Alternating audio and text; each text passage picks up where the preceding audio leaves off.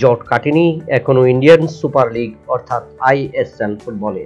এরই মধ্যে আশার বাড়ি শোনালো ভারতীয় ফুটবল ফেডারেশন, জানিয়ে দিল সুপার লিগের দিনক্ষণ।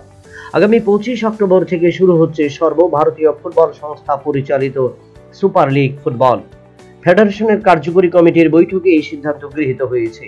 জানানো হয়েছে 25 অক্টোবর থেকে শুরু হয়ে সুপার লিগ ফুটবল অংশ নেবে 16টি দল। এক মাস ব্যাপী এই আসরের ফাইনাল ম্যাচ অনুষ্ঠিত হবে 22 নভেম্বর।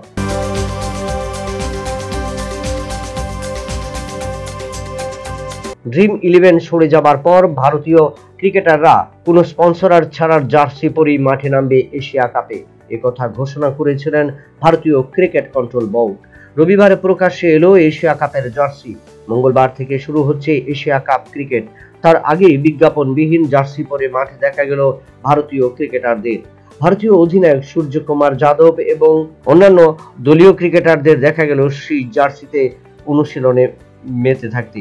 প্রত্যেক ক্রিকেটার আশাবাদী জার্সি তাদের কোনো ফ্যাক্টর নয়, তারা দেশের জন্য মাঠে নামবে।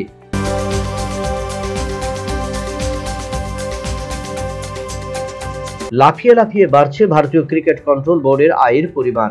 প্রতি বছর এই আয়ের পরিমাণ এতটাই বৃদ্ধি পাচ্ছে যে গত অর্থ বছরের রেকর্ড পরিমাণ আয় বেড়েছে বোর্ডের।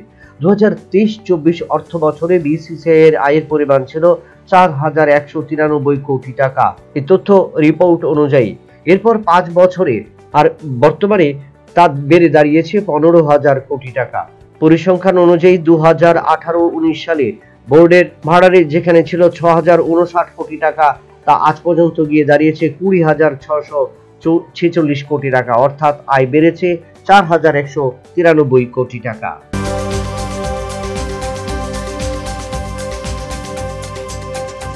বিশ্ব তীরন্দাজিতে নতুন ইতিহাস তৈরি করল ভারতীয় খেলোয়াড়রা। কোরিয়ার গুয়াংজুতে এই আসরে ভারতীয় কম্পাউন্ড দল ফ্রান্সকে হারিয়ে স্বর্ণপদক জয় করে নেয়। ফাইনালে ভারতীয়দের পয়েন্ট ছিল 235, সেখানে ফ্রান্স 233 পয়েন্ট সংগ্রহ করতে সমর্থ হয়, যার কারণে 3 পয়েন্টে চ্যাম্পিয়ন হয় ভারতীয় দল।